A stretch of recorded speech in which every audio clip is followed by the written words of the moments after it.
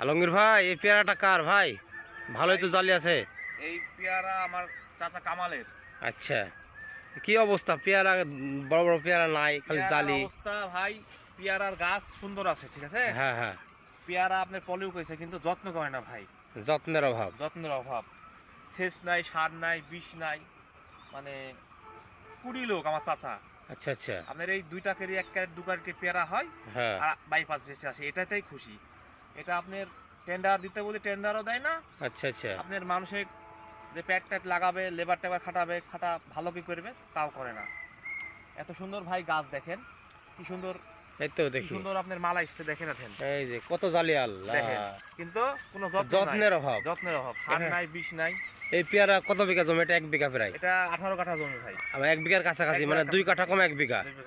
এই 2 কাঠাতে তো বছরে না হলেও আপনি 3 লাখ টাকার পেয়ারা বিক্রি হতো ভাই। এত সুন্দর গাছ আর এত সুন্দর কিন্তু কোনো যত্ন করে না ভাই, মানে কাম করে না, বসে থেকে খাওয়ার বিষ তো। হ্যাঁ হ্যাঁ হ্যাঁ, কাম তাহলে তো করে না, মানে খুব সমস্যা। আমার এক বলি যে আমার এক হয় দেন টেন্ডার, হ্যাঁ হ্যাঁ আর নাহলে আপনি একটু ভাগ্যে করেন, হ্যাঁ, মানে গুরুত্ব দেয় না, শুনে না শুনে না। শুনে না।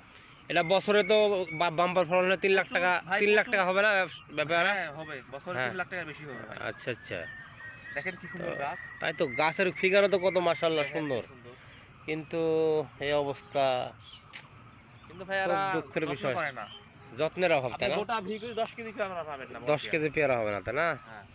সাইড ছুড়ে তো ভালো ফসল হয়, পেঁয়াজ, এখানে যে পেঁয়াজ আছে, কদু, রসুন আছে। কত সুন্দর। এগুলা বিভিন্ন জন করে না? হ্যাঁ, বিভিন্ন জন করে। হ্যাঁ।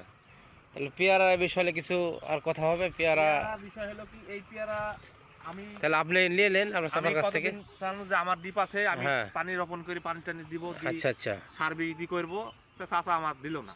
দিবে না বলছে? না, বলছে আমি করবো। ওই পেয়ারা করতে হবে না ভাই, এই কিছু ফল করতে হবে না, ফল খেতে হবে না। এত সুন্দর পেয়ারা নষ্ট করে ফেলা। ভিতরে তো কবাতে হবে, ভি দেখেন, দেখেন দেখেন দেখেন। ভিতরে তো কবানো নাই ভাই। দেখেন কি অবস্থা, এই পেয়ারা ভি এরকম ঘাস থাকবে ভাই, দেখেন। হ্যাঁ, কোদাল দিয়ে কবাতে হবে তো আল্লাহ। তাহলে এখন কি কমেন যাবে অবস্থা। না ভাই, আগেই আপনি ইয়া করতে হতো, যত্ন করতে হতো।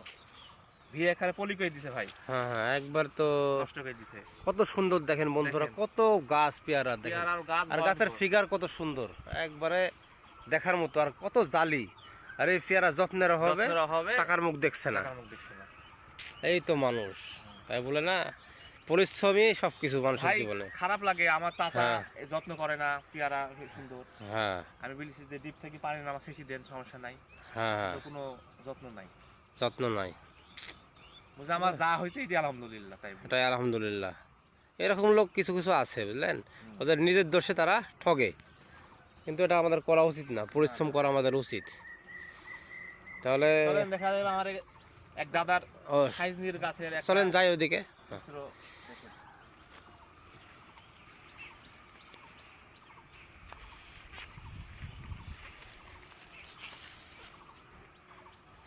দেখো কত সুন্দর পেঁয়াজ, রসুন, নেপিয়ার ঘাস।